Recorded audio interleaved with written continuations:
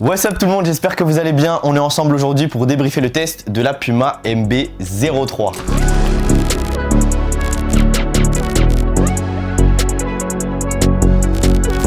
Ok les gars, comme d'habitude n'hésitez pas à liker la vidéo et à vous abonner à la chaîne si vous êtes nouveau. Et on a en main le troisième modèle signature de la Melo Ball. Ça fait maintenant 4 ans qu'il a signé chez Puma et 3 ans qu'il a sa propre signature shoes. Et globalement on est quasiment que sur des bangers. La MB01 avait suscité énormément de hype mais il n'y avait pas énormément de stock. Et c'est pour ça que ça avait créé un peu cet effet pénurique avec des coloris historiques comme le Rick and Morty ou comme le Queen City qui était incroyable. D'ailleurs je les ai tous à la maison, faudrait que je fasse un jour un Oi My Melo. Si vous voulez que je fasse un Oi My Melo, dites-le moi en commentaire. Ensuite on avait la MB02, plus performante que la MB01 sur le terrain. Puma a corrigé pas mal d'aspects qui avaient flanché sur la MB1. Malheureusement Melo s'est blessé très rapidement dans sa saison et il n'a pas pu les porter et les défendre sur le terrain. Oh non. Et là on arrive sur la Puma MB03 avec des coloris plutôt sympas. J'en ai quelques-uns en main mais je vais garder le coloris toxique qui va sortir fin octobre si je dis pas de bêtises.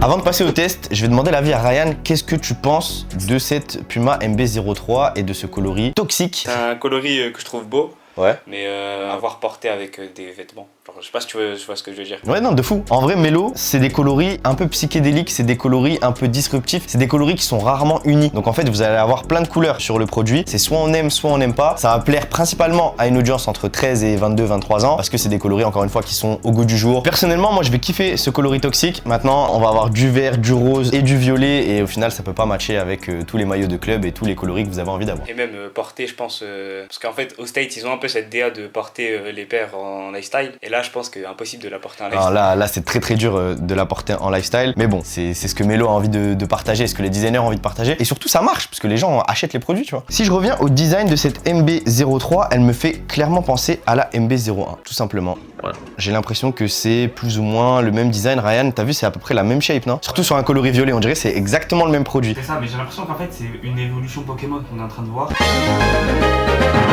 Que des améliorations, ils ont gardé un peu la même forme au global. Ouais. Mais sinon, ouais, c'est d'art de ouf de voir que ça s'améliore. Je suis d'accord avec toi, Ryan. Je pense que la MB01, c'était un peu le prototype. La MB02, on a passé un cap. Et la MB03, on arrive sur une paire beaucoup plus aboutie.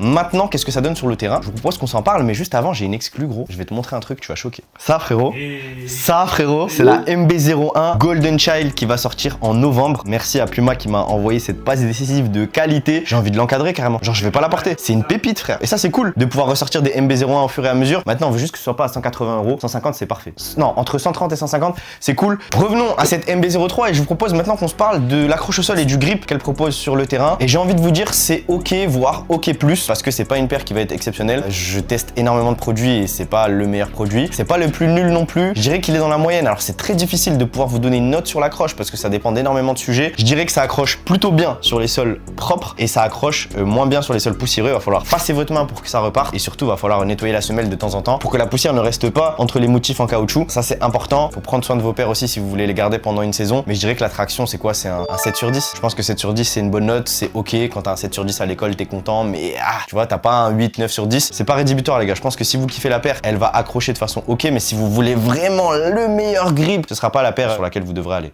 Je vous propose maintenant qu'on se parle de l'un des points forts du produit et c'est une grosse pensée à la MB01, c'est le confort que propose ces MB3. J'ai l'impression qu'on est revenu sur le même niveau de confort qu'on avait sur la MB1. Globalement, on se sent comme dans un chausson. Une fois que vous avez pris votre bonne pointure, sachez que c'est Puma, il faut prendre la même pointure que vous prenez au niveau de vos chaussures de ville. Et donc une fois que vous avez votre pied à l'intérieur, vous êtes comme dans un chausson, vous êtes bien, vous vous sentez bien sur le terrain. Il y a des petits coussinets au niveau de l'arrière du produit. Vos bouts du pied sont cool, même si vous avez les pieds larges. Donc ça, c'est très bien. La paire va convenir à plus ou moins tous les types de pieds. Elle va être très confortable, facile à enfiler, pointure habituelle. Et sur le terrain, ça fonctionne. Donc si vous avez acheté la MB01 ou même la MB02, attendez-vous au même niveau de confort, voire un peu mieux.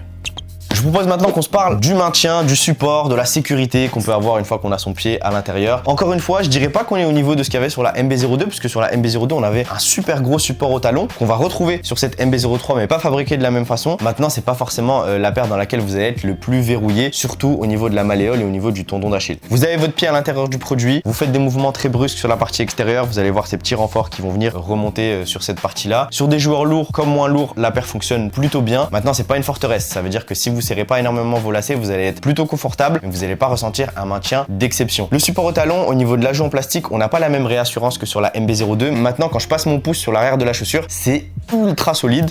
Regardez quand je tape comme ça là, c'est hyper solide. Donc même pour les joueurs qui vont rechercher du maintien à foison, surtout sur l'arrière du pied, normalement vous serez ravis. Mais regardez sur la partie un peu plus haute, le support au talon va s'arrêter juste au-dessus du tendon, donc vous aurez quand même cette liberté de mouvement à l'arrière. C'est le juste milieu au niveau du maintien, juste assez pour pouvoir profiter du confort à 100%, mais pas forcément assez pour avoir une forteresse. Si vous revenez d'une entorse, vous revenez d'une blessure et que vous voulez absolument être rassuré, faut la porter avec des chevillères, ou sinon faut partir sur un autre modèle comme par exemple la Way of Weight 10.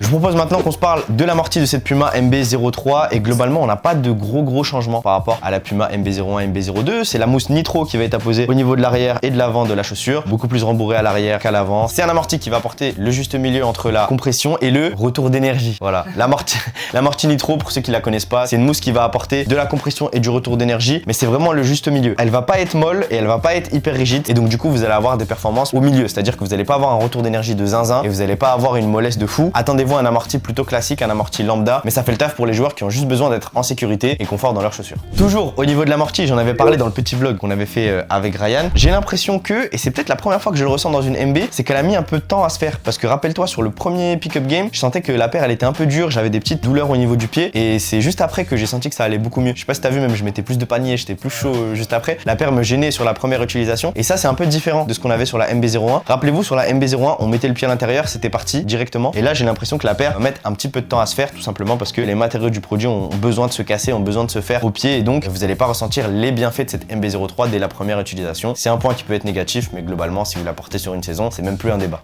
Je vous propose maintenant qu'on se parle de la durabilité du produit. Et Ryan, j'ai envie de te dire que je suis très satisfait pour l'instant. On a des petites traces de colle par-ci par-là, mais le produit est bien exécuté, il est qualitatif. En fait, il y a tout qui est réuni pour dire que c'est un produit qui va durer une saison. En plus, on peut voir que en fait, tout est dur. Je sais pas si tu Ouais. sens. Ouais.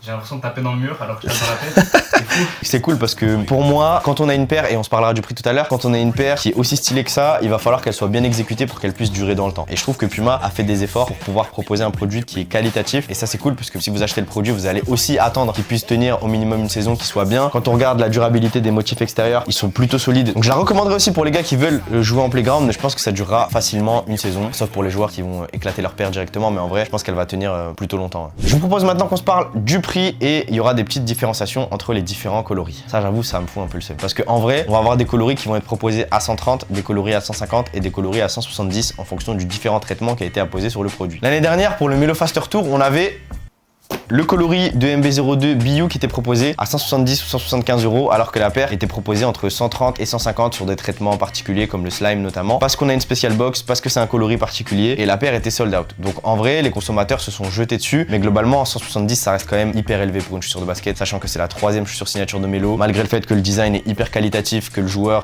il a pas joué la saison dernière. Aïe, coup dur. On arrive sur des traitements un peu particuliers, donc je pense que globalement ça coûte toujours plus cher d'apposer des coloris, des traitements particuliers. Maintenant 170 c'est quand même assez élevé, tu vois. Et j'ai failli flinguer la cam. Aïe. Pour en revenir à cette MB3, vous allez avoir des coloris à 130 comme cette MB3 toxique, des coloris à 150 comme la collab avec la France, et des coloris à 170 comme la BU, que je n'ai pas encore mais qui va sortir l'été prochain.